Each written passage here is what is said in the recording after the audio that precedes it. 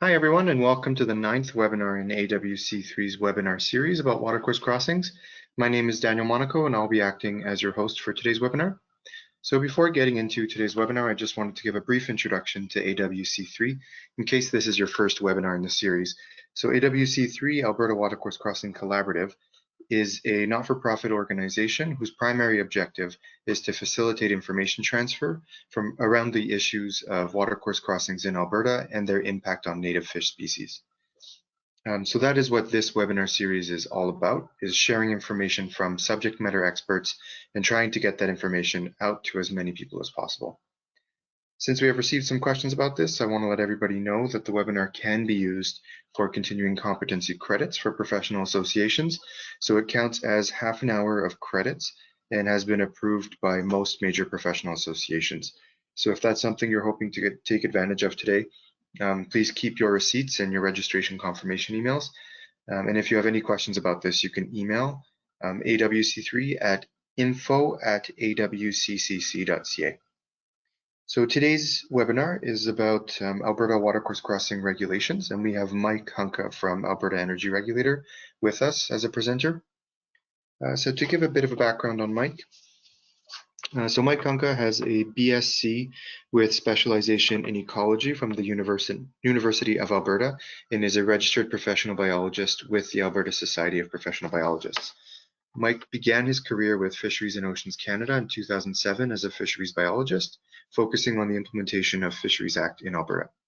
In 2010, Mike moved to a senior environmental assessment analyst position with a focus on major development projects in oil, gas, and mining projects in Alberta, Saskatchewan, Manitoba, and Ontario. In 2015, Mike moved to the AER as a fisheries biologist focused on the development of fisheries review program and is currently working in the operations branch, supporting the organization on all aspects relating to the aquatic ecosystem. Through his career as a regulator, Mike has focused on environmental and impact assessments and ensuring legislative requirements are met in the development of resource projects. So since 2008, Mike has been involved in the various stream crossing initiatives in Alberta and is currently a member of the steering committee supporting the development and implementation of the Road Watercourse Crossing Directive. So before passing things off to Mike, just want everyone to know if you have any questions throughout the presentation, you can submit those through the toolbar on the right-hand side of your screen. I will be compiling those questions throughout the presentation, and we'll get to those after the presentation is done. So the presentation should take about 25 to 30 minutes, and then we foresee about a half hour of Q&A. So I would like to ask that any questions being asked do pertain directly to the topic of the presentation today, so that our presenter and panelists can answer those to the best of their abilities. So without further ado, I'll pass things off to Mike. Thanks, Daniel, and good afternoon, everybody. Welcome to the regulatory overview talk. Hopefully it's not too dry for you. Mostly like talking about fish, so we'll try to get to that component as quickly as we can. But if you have any questions, please, like Daniel said, just feel free to enter them into the chat there, and we'll try to get you sorted out at the end of the presentation. I'm going to speak today about watercourse crossing regulatory overview, which would apply in Alberta. And like Daniel said, I'm currently a fisheries biologist with the Alberta Energy Regulator, and I've been working on the various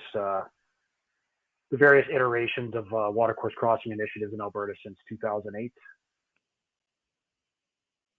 So today we're just going to go over the regulatory overview. So what legislation is there out there governing watercourse crossings? This is going to apply to all of the regulatory agencies in Alberta. So whether you're being governed by the AER or AEP or Ag Forestry, the requirements are mostly the same throughout. And then we're also going to talk a little bit in the second part of the presentation about area-based closure and how the steering committee is looking at that. And I'll get into the AER's remediation planning tool and how we're also looking at standardizing some of the applications in the remediation phase. So the regulatory overview. So in Alberta, there are two acts that govern watercourse crossings, the Public Lands Act and the Water Act. The Alberta Water Act governs how the province of Alberta manages water.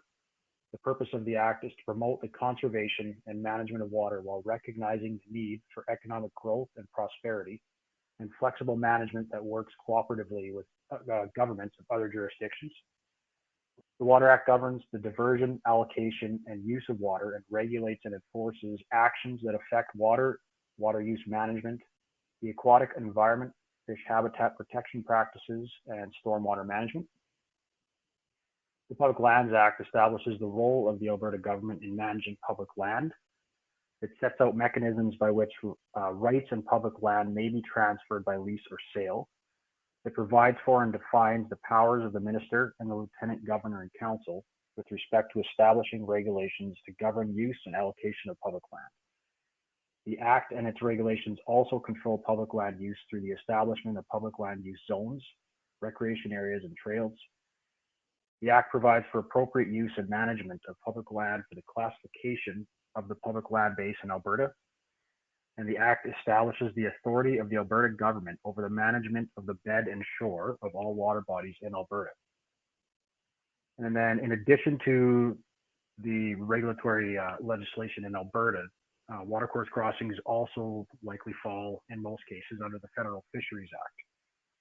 And the Federal Fisheries Act provides a framework for the proper management and control of fisheries and the conservation and protection of fish and fish habitat, including preventing pollution. And so the presentation today is going to focus specifically on the provincial legislation. However, the provisions of the Federal Fisheries Act need to be taken into consideration when installing and remediating watercourse crossings in Alberta. So the Alberta Water Act. So under the Water Act, all standard applications for watercourse crossings are managed using the Codes of Practice for Watercourse Crossings. The Codes of Practice set out the conditions for the installation, maintenance, and remediation of watercourse crossings.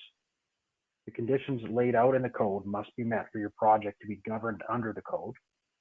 And for projects that cannot meet the conditions within the code, an application for authorization under the Water Act must be applied for. Applications for codes of practice are submitted through the one-stop system where they are tracked and audited. And if all conditions in the code can be met, your project has been deemed to be low risk to impacting the quantity and productive capacity of the aquatic ecosystem. And that statement is going to become important here in a couple of slides. So considerations under the code. So when applying for a watercourse crossing under the code, there are several considerations that should be taken into account. These include the location of the crossing. So under the code, water bodies have been classified based on in-stream habitat and its resilience to perturbations. The timing of your project. Alberta has also established restricted activity periods for all watercourses, which are designed to protect sensitive life stages such as spawning and rearing. And the installation. The code sets out the restrictions and preferred criteria for crossing types. And so in regards to the installation under the code, a hierarchy of watercourse crossing types are provided, which should be considered in the planning and execution of your watercourse crossing. So just getting into a little bit more specifics.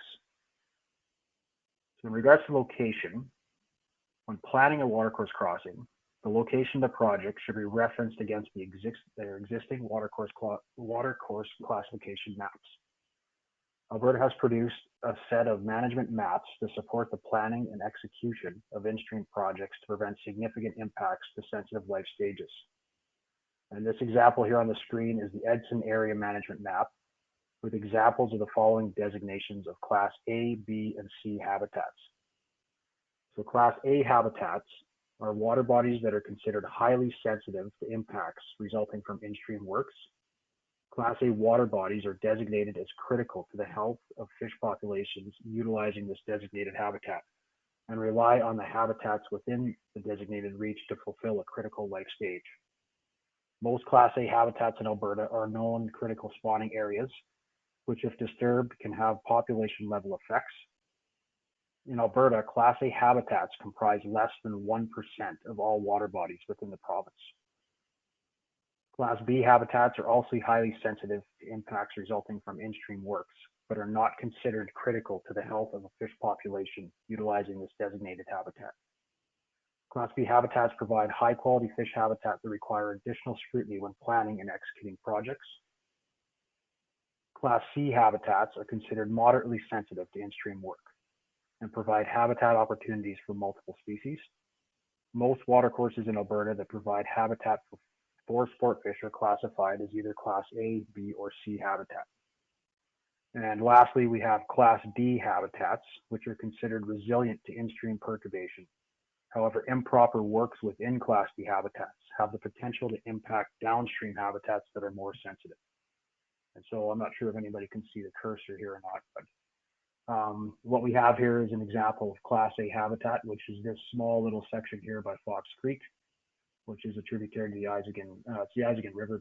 It's one of the major spawning habitats for walleye in that lake. So that would be an example of a Class A habitat that's providing critical life stage habitat such as spawning. We have Class B habitats here as well, are shown here by these circles, and Class C habitats, which are the majority of the map here. And then if anybody has any interest in finding where these maps are, this is the link here that will take you right to the page that shows all of the various management maps throughout the province. Moving on to the restricted activity periods. So Alberta has established restricted activity periods for all watercourses, which are designed to protect sensitive life stages such as spawning and rearing. Restricted activity periods should be adhered to where possible. And when working in stream during restricted activity periods, more stringent mitigations and the directions of an on-site quace need to be incorporated into project planning and execution to prevent impacts to in-stream habitat and sensitive life stages. Release of sediment to the watercourse can have significant impacts to the spawning success of fish during these restricted activity periods, as some life stages such as eggs and fry are unable to avoid in-stream changes in water quality. So where possible, your project should incorporate planning around avoiding restricted activity periods. However, there is provisions made in the code for working within these periods as well. Moving on to the crossing types. In Alberta, there are 5 classes of watercourse crossings, which are designated as either type 1, 2, 3, 4, or 5, depending on the installation method and the crossing location within the channel. So first example here on the top left is a type 1 crossing. And what this means is the watercourse crossing that is constructed at the location is utilizing a single span bridge or other similar structure that does not have any abutments that are placed on or within the bed or within the active channel of the water body. So for example, here that you see on the top left, the abutments are outside of the floodplain here on both sides. So there's no active structure within the actual channel. So this crossing type actually will not have any impacts on stream flows, no matter the flood stage. I mean, unless of course it's extreme, but in most cases, any clear span structure or type 1 structure is the preferred type of crossing at all locations. And then moving to the right, top right, we have a type 2 crossing, which means a watercourse crossing that is constructed using an open bottom culvert or a single or multi-span bridge with abutments or piers or other similar structures that are placed on or within the bed or within the active channel of the water body. So in this example, what we're seeing here on the top right is your footings for this open bottom culvert are actually within the active channel itself. However, they're spaced far enough apart that the normal flows that would be experienced in this watercourse are unimpeded as they move through the structure.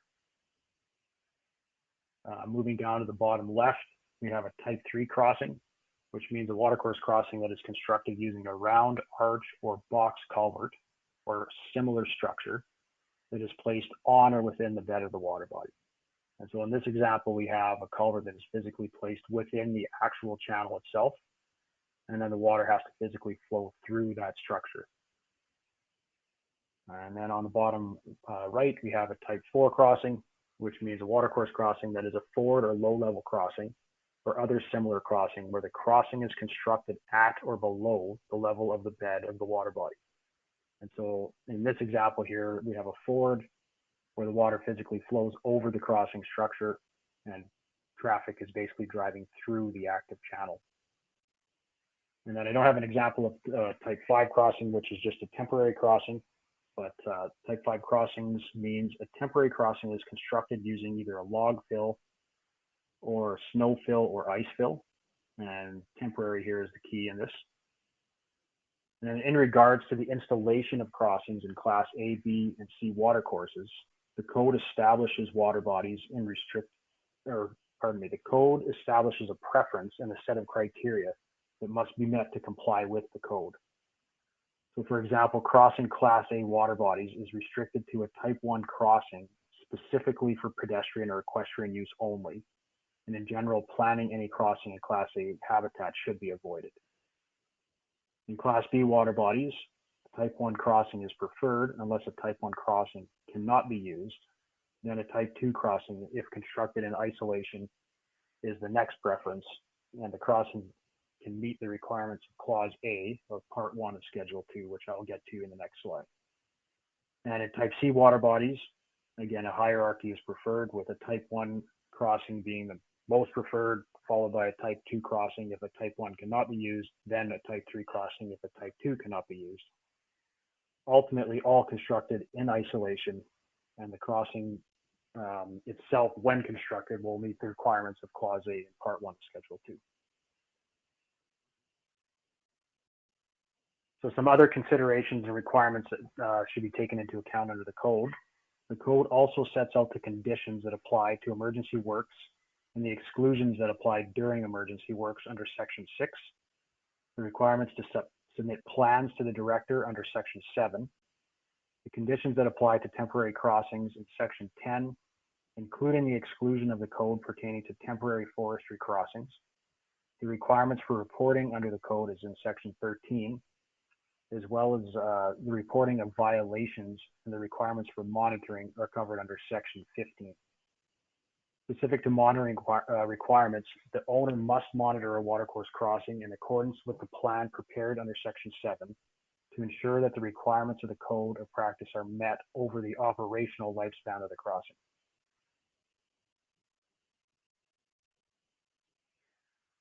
So Clause A in Part 1 of Schedule 2. So under the code, all works must meet Clause A in Part 1 of Schedule 2, which states, upon completing the works, the quantity and productive capacity of the aquatic environment, including fish habitat, at the watercourse crossing site, where technically feasible and adjacent to the watercourse crossing site, must be equivalent to or exceed that which existed prior to commencing the works. So the intent of Clause A in Part 1 of Schedule 2 is to ensure that the works carried out under the code do not result in any harm to the aquatic ecosystem. When carrying out works under the code, proponents need to ensure that the proper planning, mitigations, and execution of the works are undertaken to ensure that there is no impact to the quantity and productive capacity of the aquatic environment. This requirement is also in line with the Federal Fisheries Act, which assesses projects related to impacts to determine whether the works are in line with the prohibition against the harmful alteration, disruption, or destruction of fish habitat. Where the quantity and productive capacity of the aquatic environment are maintained, the works are unlikely to result in the harmful alteration, disruption, or destruction of fish habitat. However, this determination must be made independently by Fisheries and Oceans Canada, so proponents are encouraged to submit their projects to DFO for review. When watercourse crossings are installed using proper planning and design, incorporate effective and proven mitigations and best management practices, and are monitored on a regular basis to ensure that there are no malfunctions at the crossing, the quantity and productive capacity of the aquatic environment is maintained. So moving on to the Alberta Public Lands Act. So under the Alberta Public Lands Act, the right, title, and interest of the Crown as owner of public land is confirmed. Specific to water bodies, the Act establishes the title of the Crown over the bed and shore of all permanent and naturally occurring bodies of water, and are naturally occurring and all naturally occurring rivers, streams, watercourses, and lakes. The established title of the Crown over the bed and shore of all permanent and naturally occurring bodies of water and all naturally occurring rivers, streams, and watercourses grants the Crown the right to manage and approve any projects that may impact the bed and shore. By establishing the title of the Crown over the bed and shore of all permanent and naturally occurring bodies of water, the Crown of Alberta shares jurisdiction with the Federal Fisheries Act over the management of physical fish habitat in all waters in Alberta outside of federal lands. Under the prohibitions stated in Section 54 of the Act, no person shall cause, commit, or suffer the doing of any act on public land that may injuriously affect watershed capacity, and the disturbance of any public land in any manner that results or is likely to result in the injury to the bed or shore of any river, stream, watercourse, lake, or other body of water or land in the vicinity of that public land.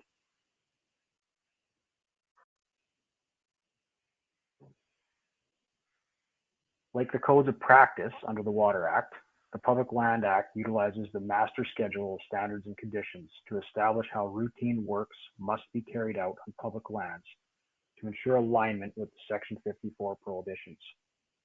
Proponents conducting work on public lands must apply the conditions within the Master Schedule of Standards and Conditions in order to meet the requirements when applying for routine works. The application is considered standard when applying for approval under the Public Lands Act, and no deviation from the Master Schedule of Standards and Conditions is requested. Standard applications are considered low risk and undergo an expedited review.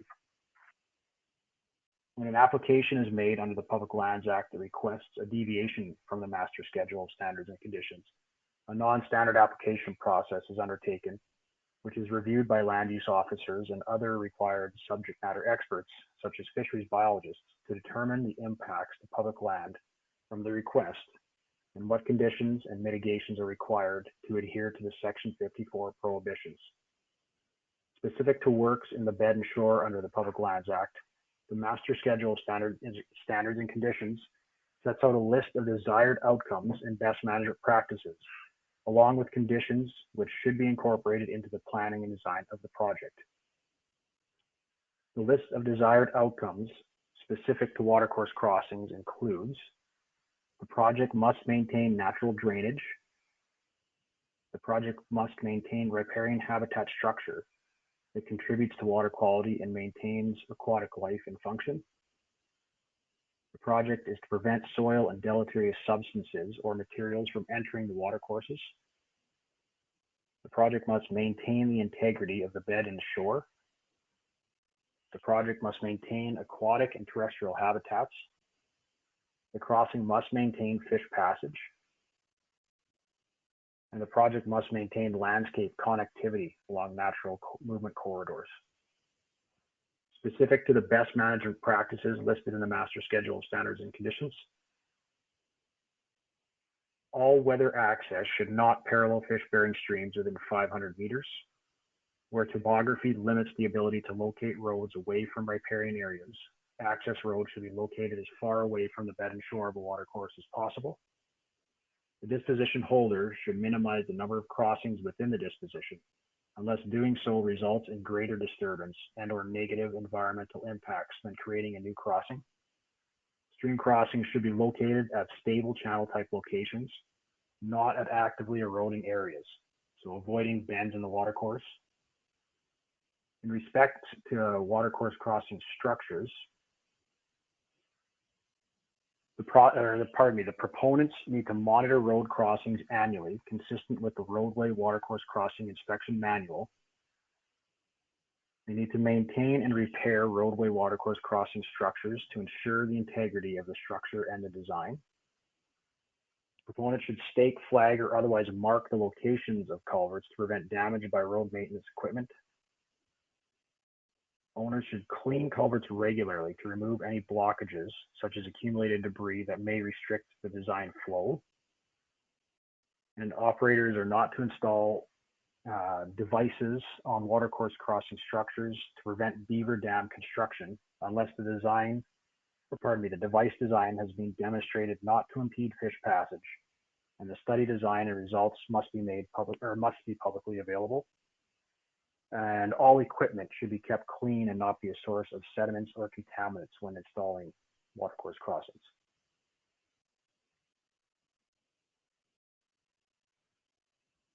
So just moving on to the conditions that are listed in the master schedule of standards and conditions. So under section 5.0 of the master schedule of standards and conditions, the required conditions that must be incorporated into project planning, design, and execution in order to make a standard application are provided. The conditions that are specific to watercourse crossings governed under the Public Lands Act are 1301, the disposition holder must not interrupt natural drainage, block water flow, or alter the water table. Condition 1307, the disposition holder must ensure all crossings maintain fish passage and are compliant with the department's code of practice under the Water Act. Condition 1309, the disposition holder must install a bridge or bridge-like structure that maintains the channel flow, and fish passage for all fish-bearing watercourses that support commercial, recreational, and aboriginal fisheries being crossed by permanent access. Condition 1310, the disposition holder must not deposit or place debris, soil, or other deleterious materials into or through any watercourse or water body, or on the ice of any watercourse or water body. Condition 1311, the disposition holder must maintain the access, including the crossing structures, ditches, and other installations to ensure proper drainage. Condition 1312, the disposition holder must keep watercourse crossings free of accumulated debris or ice that will impede the flow of water.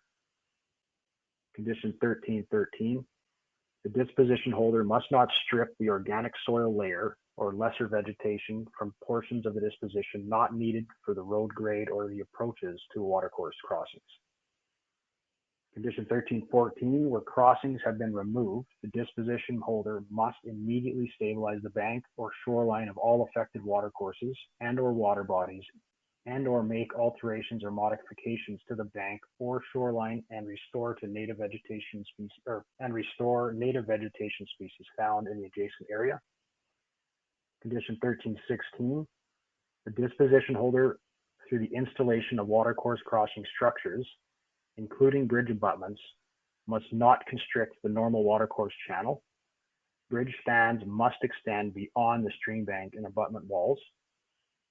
Condition 1317, where surface disturbance will occur and a risk of surface erosion exists, the disposition holder must install and maintain sediment control structures to dissipate the flow of water and capture sediment prior to it entering the watercourse or water body. Condition 1318, during watercourse crossing maintenance, the disposition holder must install sediment and erosion control measures.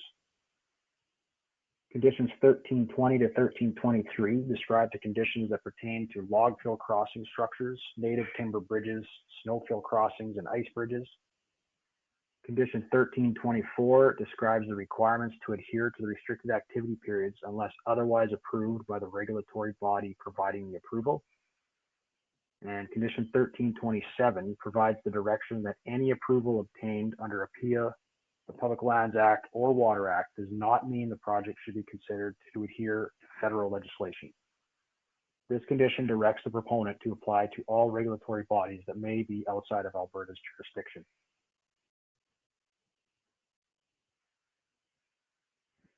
And then we have some proposed updates to the Master Schedule of Standards and Conditions.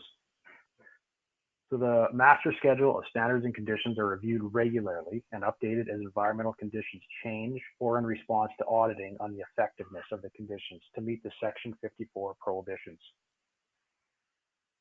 So some of the proposed updates that we're seeing that will likely be released in the next iteration of the Master Schedule of Standards and Conditions are an update to Condition 1309.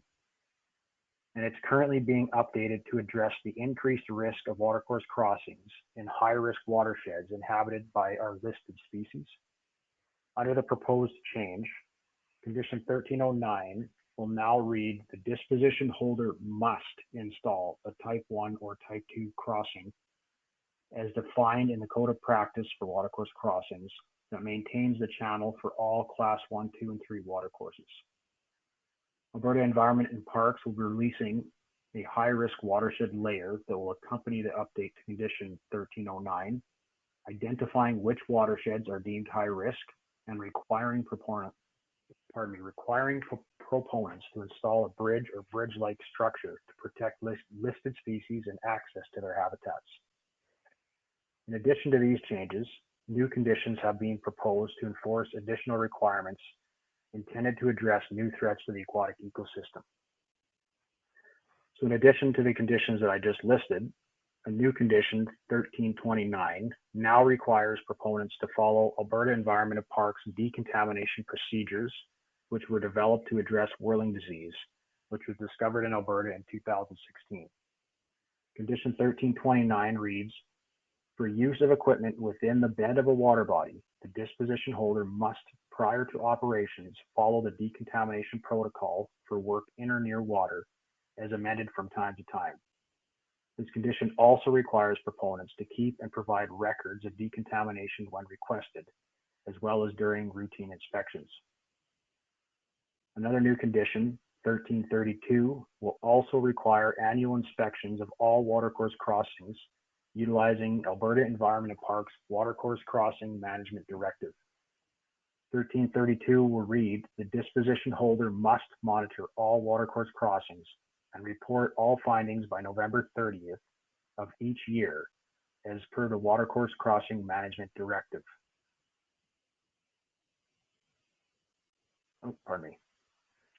As amended from time to time.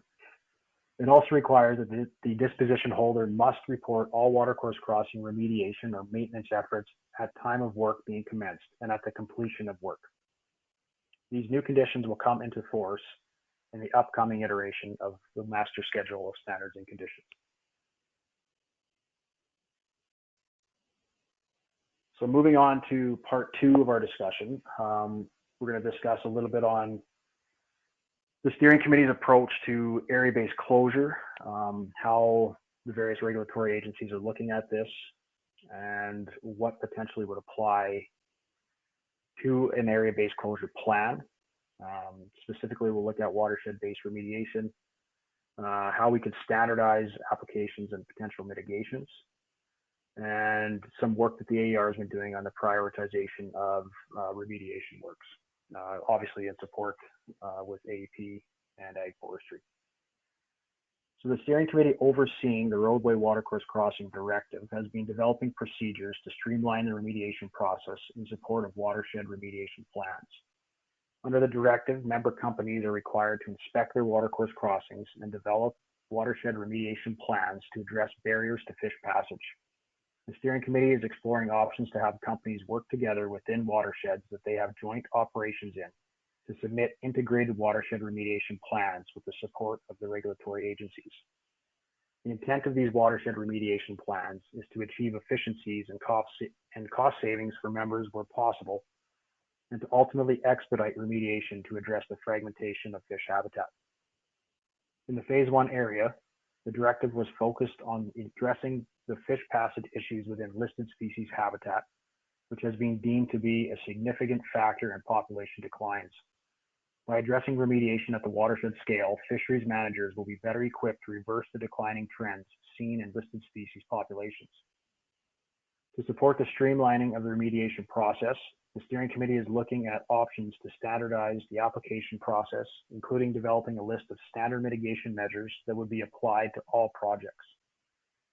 Some examples of standard mitigations that would apply to all projects are isolating the work site, conducting fish rescue, maintaining downstream flows, establishing effective erosion and sediment control, revegetating disturbed areas, and flushing sediment from the work site prior to reestablishing flows.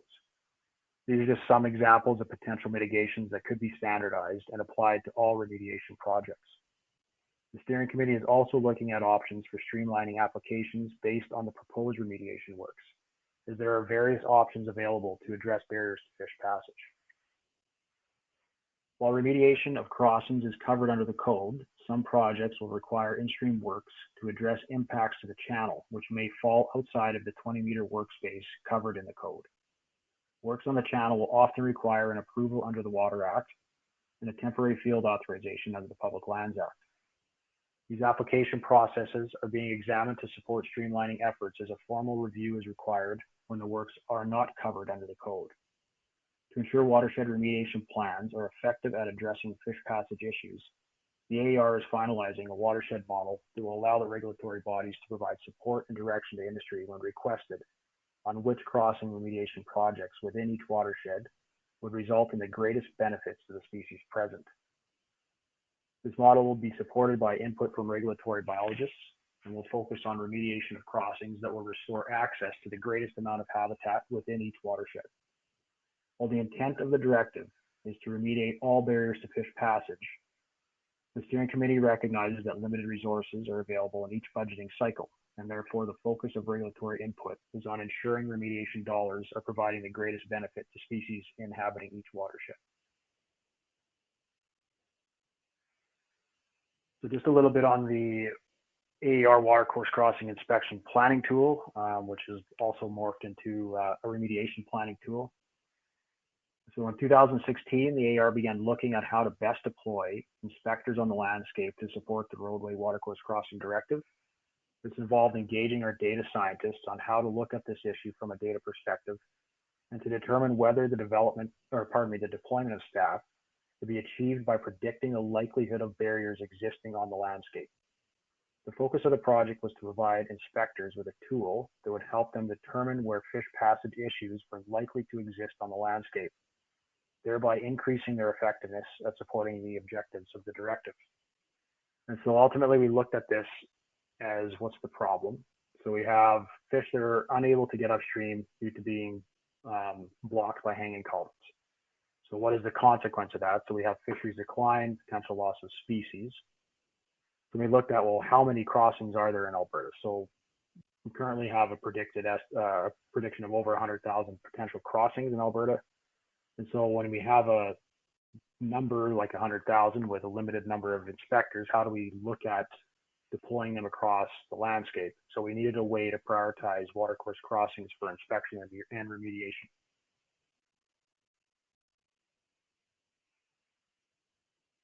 And so how did we go about developing the tool? And so the development of the tool is achieved by engaging inspectors, subject matter experts, and specialists to determine what information was relevant to predicting barriers to fish passage. And so ultimately the tool works by taking all of the required information and layering it together in one location. And the finalized tool will incorporate all the crossing inspections conducted by the regulatory agencies, industry, and municipalities to develop a comprehensive view of each watershed. And so we basically took multiple different GIS layers that were of importance in predicting whether or not a specific crossing on the landscape was likely to be a barrier. And by compiling all that data into one location, and then the guys on the data side were able to write some algorithms that looked at the various risk factors of each of these layers of data, and it would actually predict the likelihood that, a specific crossing at a point on the landscape was likely to be a barrier or not. So some of the risk criteria that went into it. The tool also builds in risk to predict the likelihood of a barrier to fish passage. With the recent inclusion of the AEP inspection data, an audit of the tool's predictive ability has resulted in the tool achieving an 85% accuracy on predicting fish passage concerns.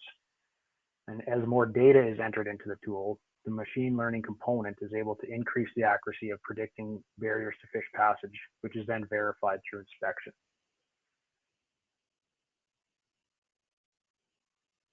So this is a picture of what it looks like. It's a GIS layer. And so if you look at, I'm not sure again if you can see my mouse, but if you look at the screen, it's basically a zoomed out version of Alberta. We have multiple different colored watersheds in here, which correspond to the various priority watersheds per year that was developed in the early stages of the directive. And then all the dots that we see here are actual inspections. So green dots obviously are no concern, and then yellow, some concern, red, serious concern. And then just zooming in a little bit. So again, here it's a little bit easier to see the watersheds, the independent watersheds here again. So they're color coded based on their overall priority that was developed early in the implementation of the directive. And the colors that you see here are the 2015 to 2020 list of priority watersheds that was developed based on the amount of linear disturbance in each of these watersheds, the number of listed species that were present, the fish sustainability index scores of each of those species, and ultimately with input from area biologists. So once we zoom right in, the dark pink circles represent increasing probability of a barrier existing at that location. And the tool is able to calculate this probability by taking into account past inspections, the slope, the stream power, the discharge, and the soil classification of this area. And so here we'll see these light pink circles. If you can't see my cursor, the following that yellow line from the left towards the center of the screen, that would be something that would be considered to be some concern. And then moving further along that line to that dark pink circle, that would be a location of a watercourse crossing that has serious concerns.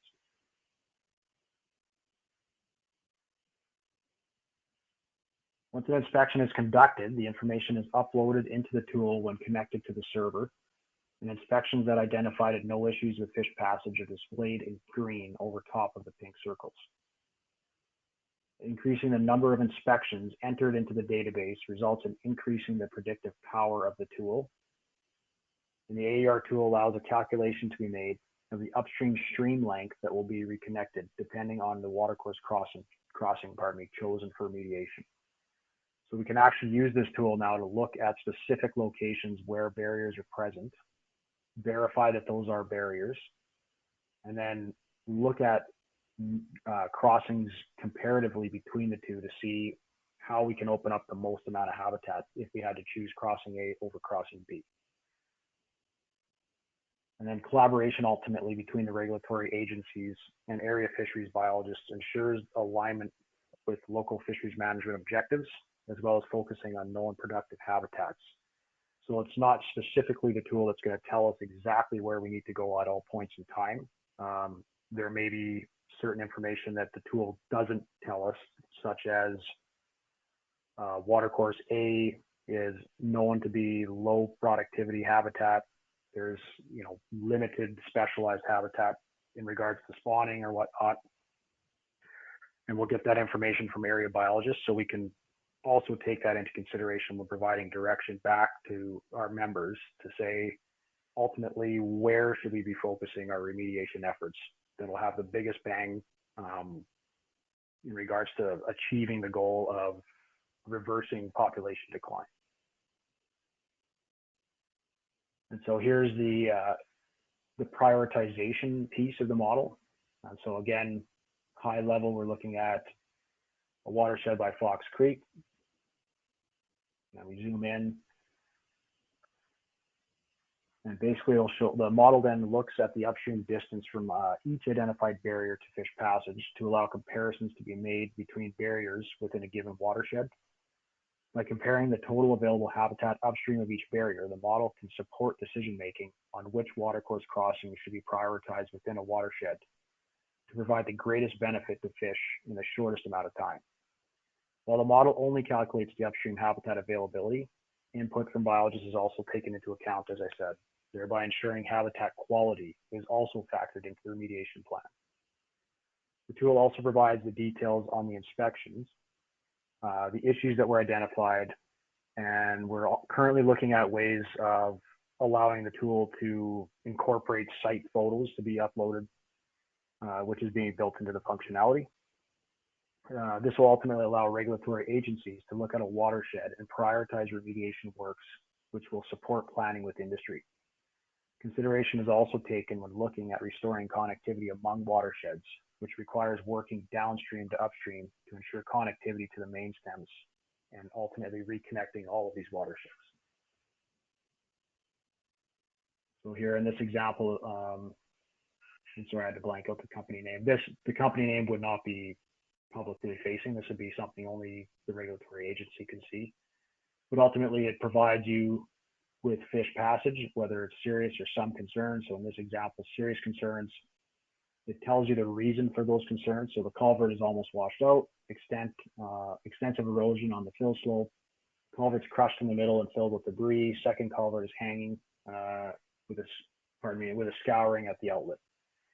And so that's this location here, specific to that watercourse crossing. And then ultimately what it's telling us in the bottom is what's the upstream distance from that point. So from this point to the end, to the very upstream extents of the watershed, excluding any barriers upstream of it. So it would only calculate the distance between the current barrier and either the next barrier or the extent of the upstream portion of that small watershed.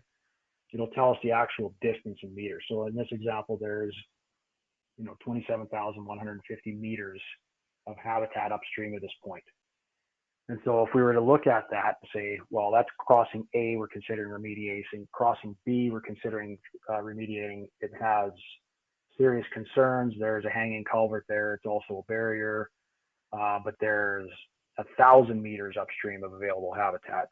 That's where we can start to look at these independently and compare them across the watershed to say, well, if we only have resources this year to do, for example, 10 crossings or whatnot, across all companies.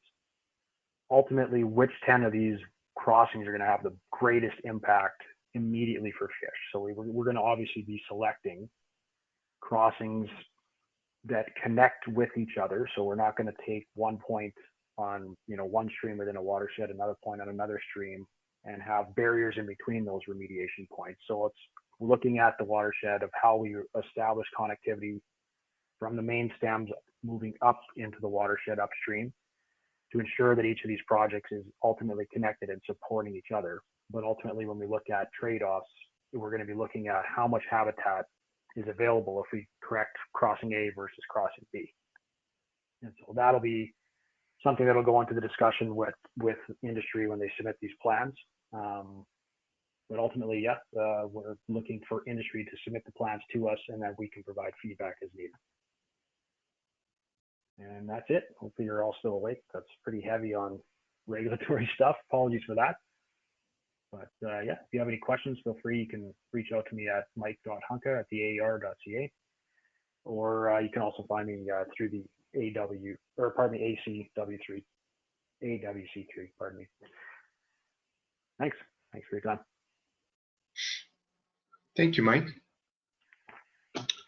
So we're going to move to the Q&A portion now. Just so that everyone knows, if you do have questions, please submit them. We only have about 12 minutes left, so if we don't have time to get to your questions today, please submit them anyway. And once we distribute the transcript of the Q&A portion, we will make sure to answer every one of the questions that came in. So the recording of this presentation and the Q&A portion will be posted and distributed to everybody who attended, but we will also be distributing a transcript of the Q&A portion. So just to give people a couple of minutes to, or I guess about 30 seconds, because we're a little short on time, before we get into the Q&A, to give you time to submit your questions, I'm just putting up this quick poll here, just so that we know where everybody's background is. So I'll just leave this up for about 30 seconds, and then we'll move on to the Q&A.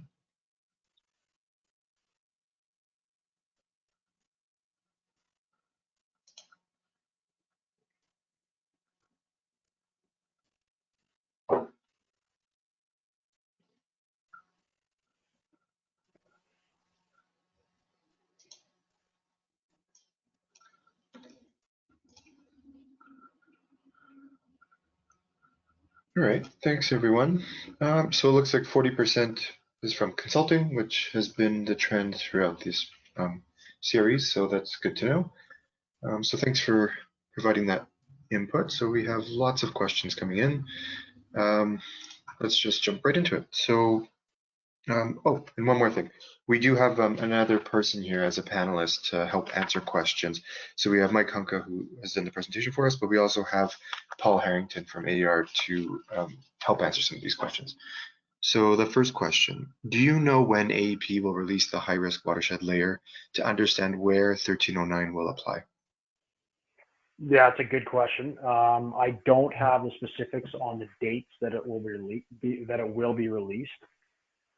That being said, though, it is within the next iteration of the MSSCs, and usually they come out depending on the significance of the changes. It's usually biannually or annually, depending on when they do reiterations. But no, I don't have a specific date, but it is, from my understanding, it is slated to be inserted into the next iteration.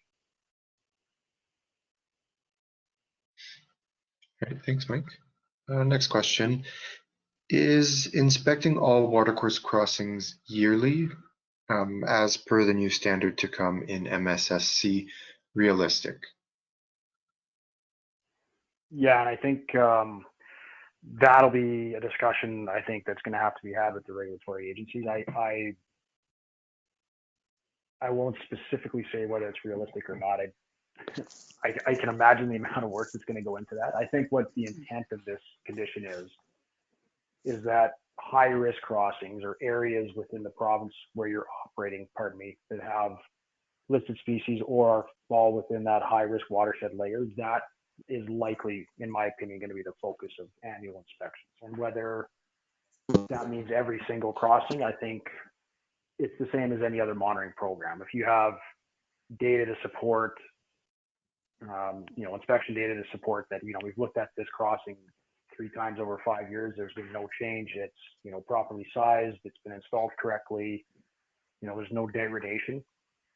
I think that the case at that point can be made that, those are no longer high risk crossings, that we have the data to support the fact that these things are functioning as they should. So I won't speak for AP on that, but in my professional opinion, that would be something that would seem reasonable, is that you establish a baseline of data that supports monitoring these things over a longer period of time, potentially, versus annually. Yeah, excuse me, it's Paul here. Yeah, Mike, I just reading through the new directive, which I don't think is being released publicly.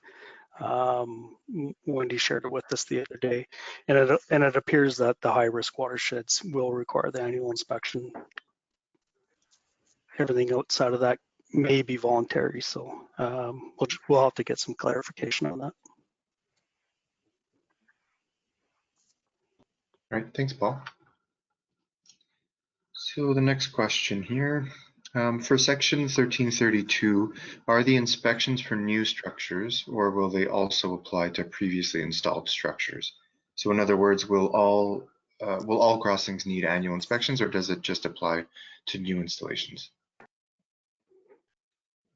So I think that that's the answer to that one there, Sherry, is also the same. It would be high risk watersheds within that high risk layer, likely would be annual inspections. But I think, again, until you have a body of monitoring that shows that specific crossings are not an issue, that you've monitored them, there's been a series of changing flows and flood events through those crossing structures, and that they have they've stood up and they're not a barrier to passage. I think that point, I think the case can be made that annual monitoring may not be required. But yeah, again, I can't speak for what the requirements will be under AP or how that policy will be implemented. Great, thanks. So this is a question that's come in by at least 5 different people. Is the watercourse crossing tool available to the public? Yeah, that's a great question. It's currently only internal facing. It's still in the development phase. It's been utilized by our inspectors to basically look at high risk areas and high risk potential crossings to help them go out and actually do inspections. That being said, I mean, the intent obviously is to incorporate this tool amongst the regulatory agencies first, and then once that's done, I would assume that there's potentially a production version that could be put out for use by industry that would be specific to just predicting whether or not crossings are are likely to be barriers.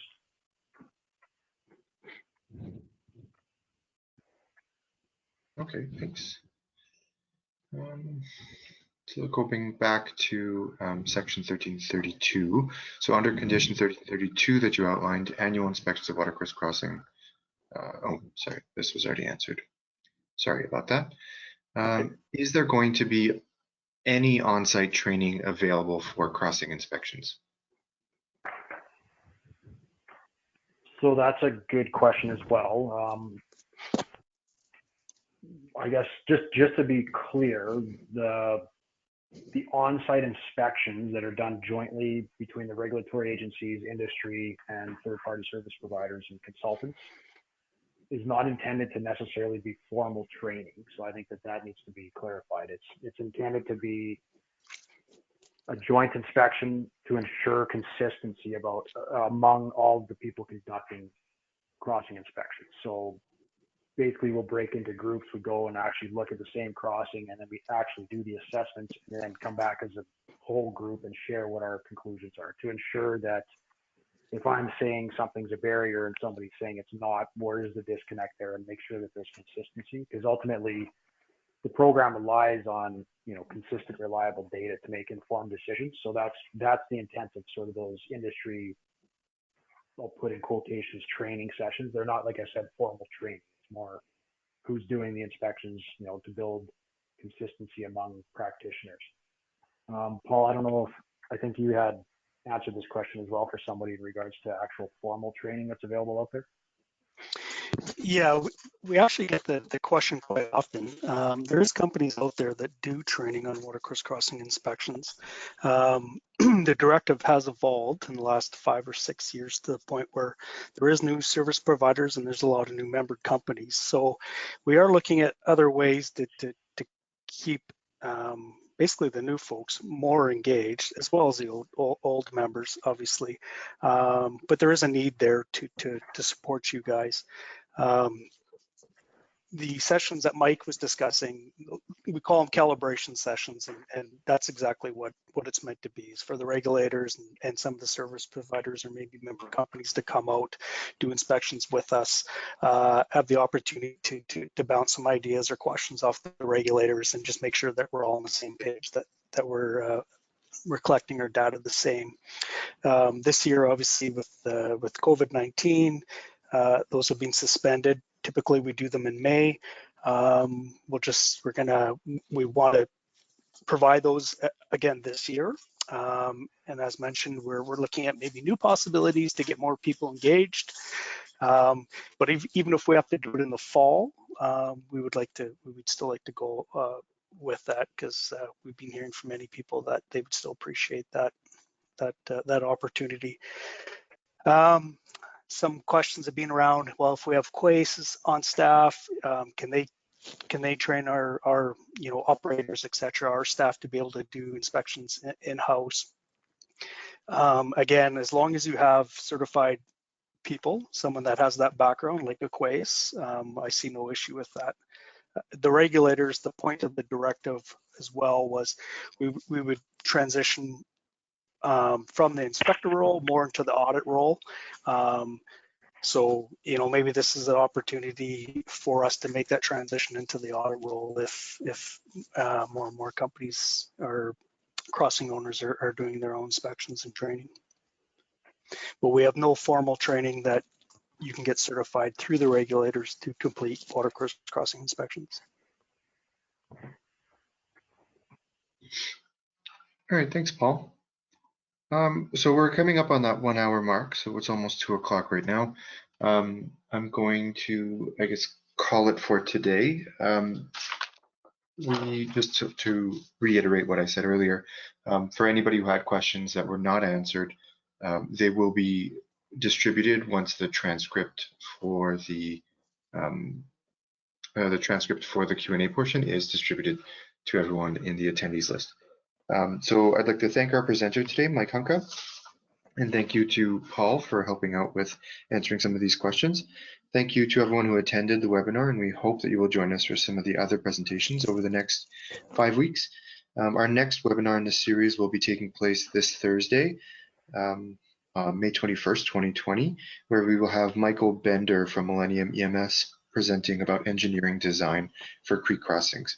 So if you enjoyed today's webinar, I encourage you to look at the other webinars that we have scheduled as part of this series on our GoToWebinar page or on the awccc.ca website.